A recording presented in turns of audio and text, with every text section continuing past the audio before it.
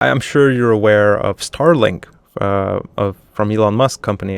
They have this, you can buy a satellite dish and you can basically connect to Starlink. And what's your opinion on that system, sort of, the whole thing? Yeah, I mean, we're cautiously optimistic about Starlink.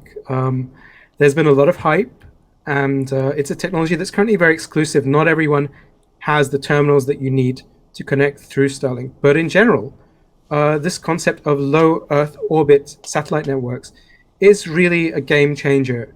And it's going to have impact. Also, potentially down the line, you're actually going to be able to use your 5G phone to connect to these directly. So there is some hope.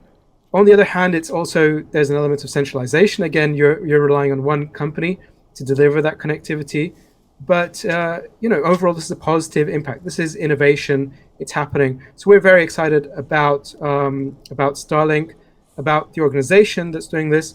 Now, for this to be effective, we need to see it being used not just by individuals, who get access to terminals, but also that becomes part of our existing infrastructure.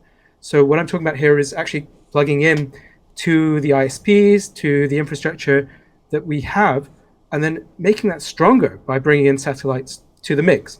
So let's say a subsea cable gets cut off. Let's say your peers go down, then you can still connect and get your users online through satellite.